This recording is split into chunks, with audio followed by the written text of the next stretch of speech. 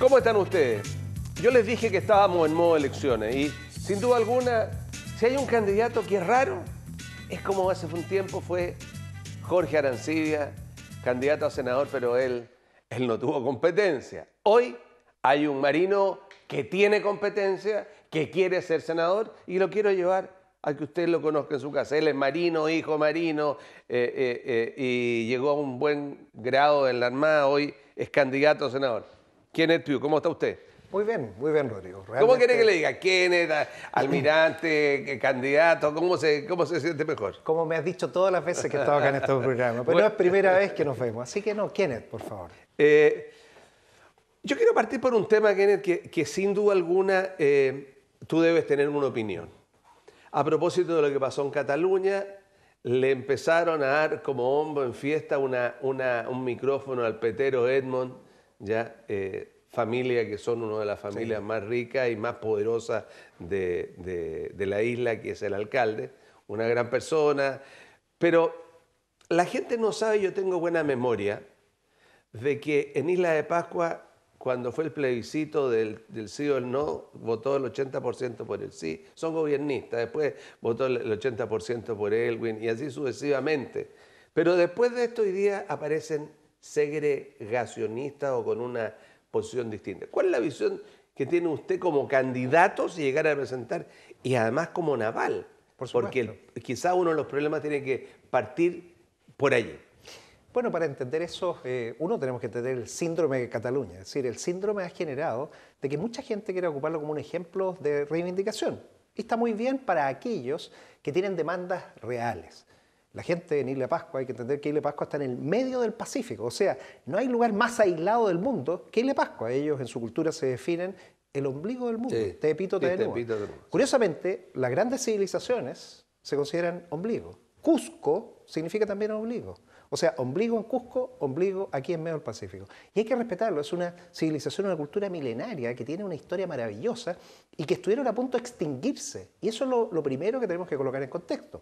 O sea, fueron atacados, depredados, los esclavizaron, los últimos esclavos se los llevó el Perú a las guaneras, y finalmente cuando no quedaba nada, nuestros sacerdotes de acá, de Valparaíso, los padres franceses, partieron con ese apoyo espiritual. O sea, la Iglesia Católica llega a hacer un apostolado. Y después, por la lepra. Exactamente, porque había que preocuparse de ello. Y obviamente necesitaban navegar. Y ahí la Marina, que estaba permanentemente moviendo a la gente, llegó al contacto con esta isla. Esto es tan importante que un gran hombre, el dueño del periódico más importante de Chile entonces, que después abrió una sucursal en Santiago, El Mercurio de Valparaíso, Recadeo Santos Toneros, dice en su Chile Ilustrado, 1871, que las islas de Chile son, y parte de Chiloé, y al final dice la isla de Pascua. ¿Por qué en el documento oficial Chile Ilustrado 1871 dice que la isla de Pascua es chilena? Porque ya había un vínculo, ya había algo que se conectaba. Por lo tanto, cuando ocurre este acuerdo de voluntades, que es un documento bilingüe, es bien curioso ver el original. Todos hablan, ver el original. Ok, pero permíteme una interrupción porque los pascuenses, yo he tenido la suerte en mi vida de haber sido estar en una universidad y seguir en este apostolado que es este canal. He conocido gente de Pascua, gente como a Petero, como a los Edmond, como a otros de familia, algunos que no están, y he escuchado sus dolores que tienen que ver con la Armada. Sí. Dolores que dicen razón, por ejemplo, que se sintieron postergados, se les impedía viajar al continente por la lepra, dolores que dicen de que se les impedía hablar y se les castigaba físicamente por el uso de su lenguaje. Y eso se transforma al final hoy día en una cosa que dice razón con que en 1934, 33 por ahí, el Estado chileno se quedó con la propiedad de todo y a ellos lo dejaron una parte muy pequeña.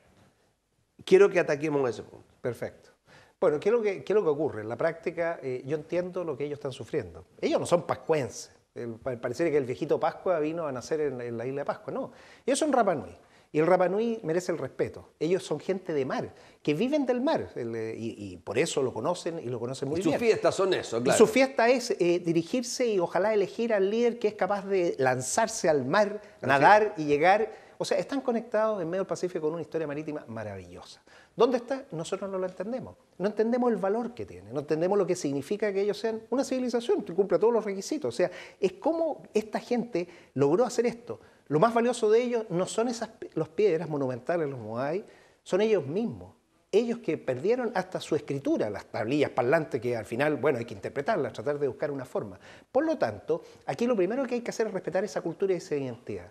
Y en esa identidad ellos también tienen un afecto a esa tierra única. Si ellos son los que habitaban ese lugar, no había nadie más. ¿Qué les ha pasado? Les ha llegado mucha gente, y por eso hay que buscar una forma de protegerlo. Cuando uno invade, podríamos decir. Esto no es un tema de colonización, este es un tema de llegar con culturas extrañas y empezar a cambiar los hábitos a las personas, les generan problemas. Por lo tanto, de hecho, ellos nos llaman a nosotros conti. Exactamente. Los conti, ustedes son conti continentales. Bueno, y ellos, de alguna manera, lo que están buscando es protegerse. O sea, este es un grito desesperado de protección. O sea, evitar nuevamente esta transculturización que se genera, que empiezan a perder identidad. Ellos quieren conservar su identidad, quieren recuperarla de la mejor forma, porque va a ser su fuente de riqueza infinita. ¿Y por qué no hacemos un programa de cultura mejor y se deja de meterse en esta tontería de la política? Lo pasaríamos bastante bien, sería interesante para la gente, porque en realidad de aquí tenemos que pasar a lo que es pueril. De esta cosa entramos en el tema de esta política corrupta en la cual usted tiene que meterse y navegar, bueno, o sea, meter una alcantarilla. Pero por supuesto, y por eso me estoy preparando. ¿Y por qué? Porque efectivamente vengo de un mundo que todo funciona, todo es perfecto, en un mundo que pueda contribuir, ayudar a establecer un orden. Nosotros lo que hemos perdido es la capacidad del orden, el orden de las cosas. Y vamos al tema de qué les pasa a la gente en Rapa Nui. Un mal gobierno regional. Un mal gobierno regional. Si lo que tenemos, si Valparaíso reclama a Santiago, que es el patio trasero de Santiago, bueno, la isla de Pascua es el patio trasero, el patio trasero, el patio trasero, o sea, totalmente abandonado. Si a ellos no les llegan los cilindros de gas y se quedan sin gas para cocinar, o sea, ¿cómo alguien que se supone que tiene que ser asistido? ¿Y por qué son ellos estatistas del Estado? Porque no hay otra persona que se haga cargo de una isla en medio del Pacífico que no sea el Estado de Chile, a través del gobierno regional. No, por lo tanto, un momentito, ahí se está disparando en los pies, porque, porque la Armada, digamos, dentro de sus funciones está el apoyo a las ínsulas más desabastecidas, más dispersas. Es parte de su misión y la debe efectuar. La misión de la Armada es proveer los medios que deben ser contratados por los gobiernos regionales. El gobierno regional, acuérdense que el principio de subsidiariedad del Estado, la Armada no puede ir a hacer algo que un privado va a hacer, primero. O sea, si el privado lo va a hacer, la Armada no lo hace. Si el gobierno regional necesita, por medida humanitaria, porque se está quedando sin algo, tendrá que pedir a la Armada. Por lo tanto, aquí está la gestión de un gobierno territorial que tiene que tener fuerza, empoderado. Pero esto no es un problema de este gobierno regional. Esto es siempre. Es que el problema es que ellos no se sienten... Es claro, aquí el senador Lago, el senador Chaguán, ¿cuántas veces han ido a la isla de Pascua? Una vez en sus 8 años. Al principio,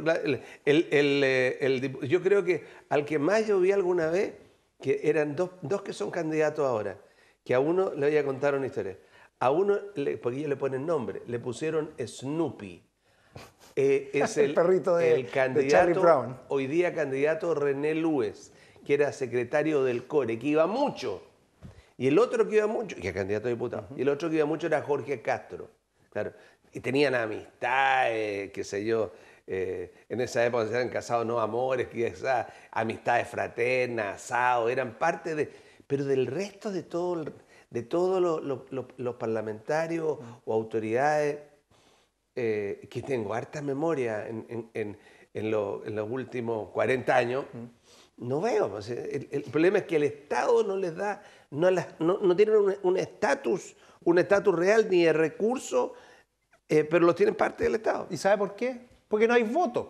Por eso es que yo no soy político. Mire, yo soy marino y vengo con esa formación. Quiero ser político. ¿Sabe cuánto estoy aprendiendo? Entre Paco y Juan Fernández? 5.000. ¿Menos? No, sí, por ahí. Menos. Bueno, 3.000, 400, claro. Pero supongamos que llegue gente, porque usted también podría inscribirlos, pero es muy poco. O sea, a nadie le interesa. ¿Qué es lo que quiero hacer yo? Yo quiero realmente darle un sentido. Y mi campaña, cuando la parta, va a haber que partir en medio del Pacífico. Del océano voy a transitar en una ruta para ¿Qué llegar... propone usted para este tema? Para este tema, lo primero es solucionar los problemas. Si no podemos empezar a dialogar, como dicen, dialoguemos, si la gente lo está pasando mal.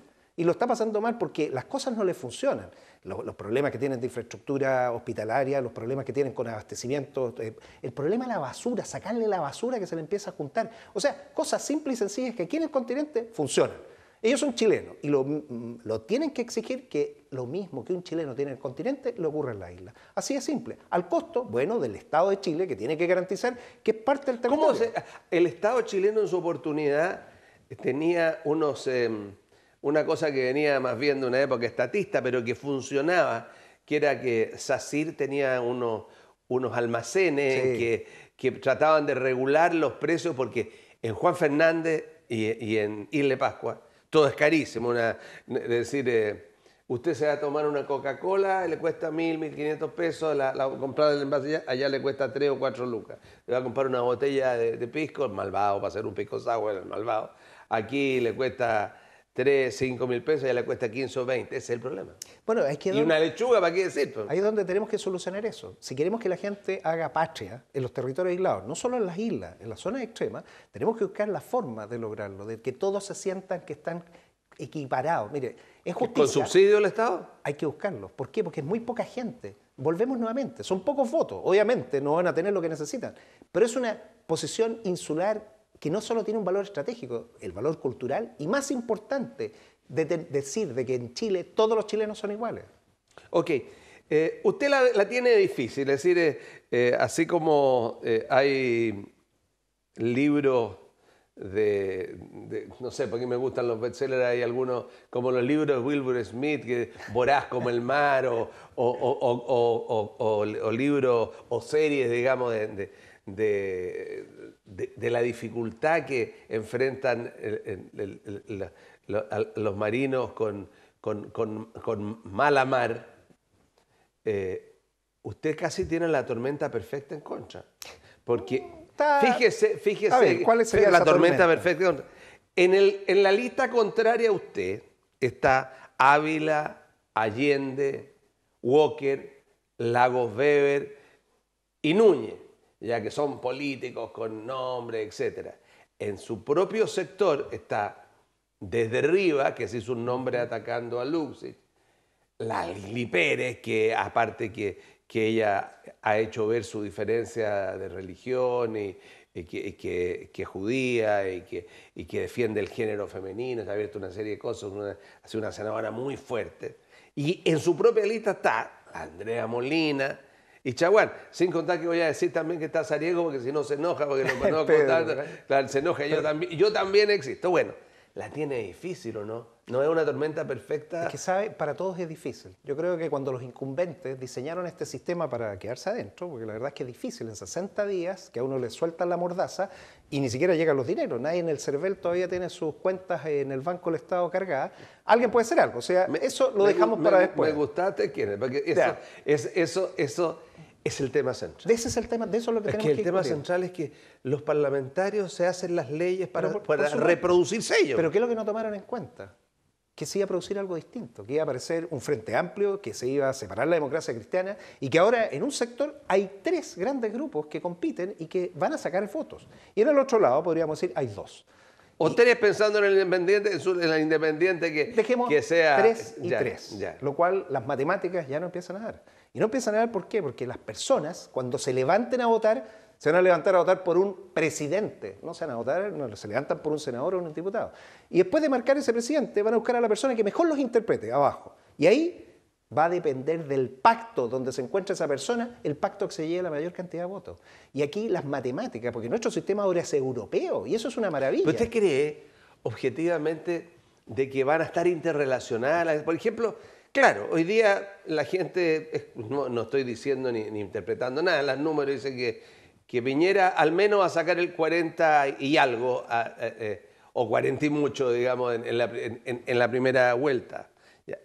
¿Usted cree que eso va a rebasar a los candidatos de su sector? Sí, y yo creo que incluso en el caso de de un sector donde tienen algunos presidentes se van a concentrar en el mismo pacto. O sea, hay 2 candidatos presidenciales que pueden conectar y en el otro hay 3 candidatos presidenciales. O sea, hay un fenómeno que hay que analizarlo en contexto. Y este es un tema que a la larga, la gracia de la ley, y eso es lo mejor, que es bueno que la gente lo sepa, es que permite darle representatividad a los más pequeños. O sea, alguien que esté en el pacto correcto, que es el pacto que le dé estabilidad para gobernar el país, que eso es lo que buscamos, estabilidad, puede ser arrastrado. Ok, pero en su sector, indudablemente usted tiene un problema ahí porque el candidato fuerte, el candidato que probablemente tiene más posibilidades y probablemente va a ser presidente, Sebastián Piñera, él habló de un tema relacionado con el golpe militar que eran los cómplices pasivos. Y por el otro lado, digamos, el candidato minoritario, que es Katz, se ha transformado en una especie de tramcito, pero que está en una posición muy dura también frente a usted. ¿Cuál es la posición que tiene usted? ¿Qué es lo que ha ocurrido en la práctica? Que la derecha se amplió. Eso es lo primero. Así que hay que entender que esto se amplió y que la gente se va a tener que ubicar en algún lugar. ¿Sabe usted dónde se ubica en eso? En relación, ¿qué opina del tema de los cómplices pasivos? En un tema tan simple que, como dijo Sebastián Piñera hace algunos años atrás, hace 8 años atrás, en relación a la responsabilidad de civiles que después se lavaron las manos y son cómplices pasivos de lo que pasó, fundamentalmente en temas de derechos humanos. Todos los temas de derechos humanos se han judicializado. El problema es que se judicializaron un sistema antiguo que persigue a las personas y que no les permite a las personas ni siquiera saber por qué están siendo perseguidas. Esa es la realidad. O sea, esto es parecido, no lo quiero colocar en la Inquisición, pero aquí en América del Norte, Salem, la casa de brujas, y que había que quemarlo. O sea, la gente a la hoguera. Bastan algunas declaraciones. Hoy en Chile... Pero ¿cómo la gente lo quiere? Hay una candidata en su pacto, hay una candidata en su pacto en la UDI que primero dijo la siguiente pachotada, no, los quemados se quemaron. Bueno. Y Víctor Jara se cortó las manos, con su guitarra. Cada uno Víctor Jara le metieron 48 balas al almirante. Así es, y así lo dice la autopsia. Por eso cada uno se tendrá que hacer responsable de sus dichos. Yo me hago responsable de los míos. ¿Qué es lo que digo yo? Que a esta gente se le está procesando con un sistema que Chile decidió sacarlo porque no era justo. Por lo tanto, lo que tenemos que ver es que todos aquellos que tengan algo relacionado vayan por ese proceso. Y si ese proceso tiene cómplices, bueno, tendrán que aparecer del proceso. Yo no puedo hacerme cargo de algo que está en estos momentos en la justicia. La justicia tiene que resolver. Lo único que digo es que debe existir un debido proceso, que tienen que ser sometidos a los mismos estándares y aquellos que tengan que cumplir condenas, penas aflictivas, las cumplan. No estoy en contra de eso. Lo que digo es que tenemos que tratar a todos los chilenos por igual. Y ese quizás es el punto de discusión. Ahora, me imagino que en relación al tema Punta Peuco, usted, si fuera electo, digamos, no sería partidario de cerrar Punta Peuco. La segregación carcelaria para la gente que ha servido en las Fuerzas Armadas y ha cometido crímenes de lesa humanidad son requisitos que se han cumplido en todo el mundo. Tomemos el caso del genocidio alemán producido por Hitler, 24 causas que terminaron finalmente con gente muriendo dentro de Spandau, un hombre, pero está custodiado por un sistema. Eso es porque cometieron aquellas situaciones de uniforme y cumpliendo órdenes. Por lo tanto, es distinto a aquellos que están cometiendo delitos comunes que son sometidos a otros procesos. La segregación carcelaria debe ser mantenida porque está en la esencia y es bueno que eso sea así. Y si eso no se entiende, bueno, tenemos un problema. Todos los países del mundo lo han solucionado de esa manera. Esto no nos ha pasado a nosotros, le ha pasado a muchos países y los países han sabido superar y eso es lo que tenemos que entender. Nosotros tenemos que construir la otra vez conversábamos, yo creí que me lo iba a decir con lo oculto que eres, de que en realidad la forma de superarlo del 91 fue con 8 leyes de amnistía, que aquí en Chile creí que me iba a decir eso, porque es la forma de cambiar. Bueno, eso es lo que se ha hecho, pero en la práctica no somos capaces de entendernos y de usar los instrumentos que tenemos. Ok, nos deben quedar 7, 8 minutos, quizás menos. Hay gente que dice que hay algunos candidatos que vienen en su sector y en el otro hacer turismo electoral, como un Katz, un Alessandri por un sector, o un Díaz o un Allende por el otro. ¿Qué opina de aquello? El turismo existe en todo. La región de Valparaíso es la región a la que la gente de Santiago viene a hacer turismo. O sea, a nosotros nos consideran para todo un lugar turístico. Por eso estamos en segundo plano. O sea, no solo es el tema de que viene gente de afuera, sino que también en las decisiones. No valoran las prioridades de las decisiones. ¿Dónde está el tema de fondo? Nosotros por primera vez vamos a tener una autoridad que representará a la región entera. No lo teníamos antes. Ahora tenemos una figura que nos puede permitir entender una región.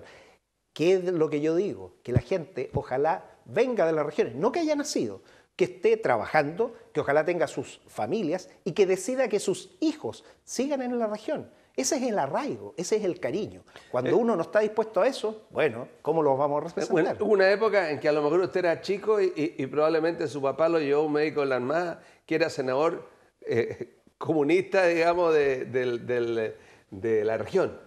Jaime Barros Perecotapo. Cuando estaba Jaime Barros Perecotapo, Lucho José, Salvador Allende, Pedro Ibáñez, Benjamín Prado, Eugenio Ballesteros, tenían una fuerza tan grande los senadores que se hizo el túnel Lo Prado, hicieron una serie de cosas. Si usted fuera empoderado como senador, digamos, usted tuviera la posibilidad de ser senador, ¿cuáles serían aquellas grandes transformaciones para la región que hay que hacer? La primera es la del gobierno regional. Nosotros definitivamente necesitamos un gobierno regional empoderado, con una autoridad electa, ese gobernador regional, sin el delegado presidencial. O sea, alguien que responda. Abajo van a tener los gobernadores provinciales, que van a seguir siguiendo delegados de gobierno. Hay que cambiar las facultades, por supuesto. Hay que, después, lo segundo, traspaso de competencia. Tenemos que tener facultades que le permitan organizarse y probablemente una mejor forma. No necesitamos un Santiago pequeñito con mucha seremía y probablemente más eficiente. Y finalmente los recursos. Sin recursos que sostengan esto y un plan estratégico para ir cumpliendo etapas, no se puede hacer nada. Por lo tanto, tenemos que diseñar estratégicamente una región, tenemos que generar la instancia y de ahí definir qué es lo que necesitamos. Lo más probable, transporte urbano, que es lo que necesita la gente, seguridad. Fíjese, la seguridad hoy en día se garantiza con las policías, que tienen que tener recursos que se discuten en el gobierno regional peleando con otros proyectos sociales. No puede ser de que tengamos que discutir temas de seguridad en instancias que son propias de la comuna. El Estado tiene que garantizar los cuarteles de Carabineros y la API y los vehículos de Carabineros y la API permanentemente, todos los que se requieran. Y esa es una forma de empezar a separar qué cosas son del Estado central, qué cosas son de la región y cada uno hacerse cargo. Y el presupuesto regional, esta región que está tan segregada, digamos, y tan mal apoyada por el gobierno central en el presupuesto en el cual estamos mucho más abajo que una serie de otras regiones y antes estábamos siempre en el segundo lugar. Es porque no hemos tenido la capacidad de tener la fuerza. Un ejemplo, las energías que necesita Santiago, los combustibles fósiles, el gas, el petróleo, todo, entra por Quintero, que está, Quintero, entre la bahía Quintero, Puchuncaví, toda esa área. Esa gente, si cortara la válvula del petróleo y del gas, Santiago para. O sea, usted me queda muy poco, pero usted me deja la pelota flotando, pues, amigo. A ver, Quintero, Puchuncaví, todo ese sector, sí. 50 años en que, hasta podría decir hasta con Conde, con Compa, 50 años en que el Estado lo ha transformado a esas comunas en el basurero de Chile. Cada día está lleno y la gente se muere, a los viejitos le abren los pulmones y están verdes o están llenos de cosas porque allí el tema del medio ambiente se ha hecho pedazo. ¿Qué opina usted de eso? Que ha sido muy injusto el trato. Nosotros no tenemos otra forma de ingresar o salir con estos productos que no sea por ese lugar. Por lo tanto, deberían ser los más privilegiados. ¿Por qué? Porque dependemos de ellos. Es nuestro cordón umbilical de energía, un cordón importantísimo. Todo el desarrollo. Tomemos el caso del agua. El agua se transforma para generar alimentos. O sea, el agua, estos derechos que se discuten ahora, le permite a los agricultores ser una potencia alimenticia que va a salir. Lo mismo, el combustible, las energías que llegan de afuera, tienen que entrar por estos lugares. Eso es lo que no hemos comprendido. Tenemos que ver cosas macro, entender que los necesitamos y después corregir aquellas distorsiones que se hayan producido en algunos lugares. Ok, no nos queda nada, digamos. Al final, ¿la familia Naval vota unida o no vota unida? No solo la familia Naval, yo creo que la familia que de alguna manera es tradicional, que representa una forma, un estilo de vida en regiones se vive distinto, en regiones se vive en familia. Y estas familias buscan tres cosas, yo diría. Lo primero es seguridad, no tener que estar encerrados adentro de las casas y ver estos delincuentes que están afuera haciendo lo que tienen. Por lo tanto, en ese sentido, todos aquellos que entiendan que yo soy capaz de solucionar esos temas van a estar votando por mí. Después está la familia como núcleo central que se hace cargo de todo, desde los niños que quedan desprotegidos, porque las familias fracasaron, o los adultos mayores que quedan votados que nadie los quiere recibir. Si fortalecemos las familias, vamos a poder lograr corregir estas distorsiones. Y finalmente, lo que hablamos que es tan convocante, nuestra región, nosotros. Yo tengo no un discurso de la familia naval, yo tengo el discurso de la región de Valparaíso. Valparaíso, una potencia agrícola que necesita colocar todo esto para generar más empleo estable y bien remunerado. Ok, usted yo no sé si será parte de la SOFAR, pero la gran mayoría de los dirigentes de esa asociación de oficiales en retiro de las Fuerzas Armadas echan pestes contra Piñera y votan por Katz. ¿Qué opina usted de aquello? Yo lo respeto, la verdad, la SOFAR es una organización que uno se inscribe en forma voluntaria. Yo decidí en su minuto no inscribirme porque está igual dedicado, que Codina. Pero es que está dedicado a otras cosas. Yo estoy dedicado a temas culturales, patrimoniales, participé en un think tank. Okay. Y en ese sentido respeto la decisión de ellos. Ellos son libres de decir por quién los interpreta y lo mismo mucha otra ¿Usted gente. quién lo interpreta? Yo participo ahora y estoy en un pacto de gobierno que tiene un presidente que es el candidato oficial. ¿Y sabe por qué? Porque estoy convencido que es la única persona que puede solucionar los problemas. Puede que no le dé la confianza, pero yo lo conozco en el sentido que trabajé 4 años en diferentes puestos, fueron sus únicos 4 años, fueron mis últimos 4 años, Marina. Hice la Estrategia Nacional de Seguridad y Defensa, fui comandante en jefe de 2 zonas navales, dirigí el personal de la Armada. Sé que somos capaces, si tenemos representatividad en el Congreso, de hacer cambios trascendentes para Gracias. Muchas gracias por venir, quienes vio al final. ¿Usted le metería Fuerzas Armadas al conflicto de la Araucanía? No, a ese conflicto hay que resolverlo de otra manera. Hay que entender de que lo que ha ocurrido ahí... O sea, no le metería. Ok. Gusto tenerlo por aquí, amigo mío, que le vaya muy bien. Indudablemente que usted tiene la tormenta perfecta para ahogarse. Ojalá que sobreviva y lo felicito por el coraje de estar en esta elección. Muchas gracias. Bueno, y él es Kenneth Pugh, él fue un marino que llegó a los más altos honores, no llegó a ser comandante en jefe, pero estuvo a punto. Y hoy día quiere ser senador. Usted dirá, que estén ustedes muy bien.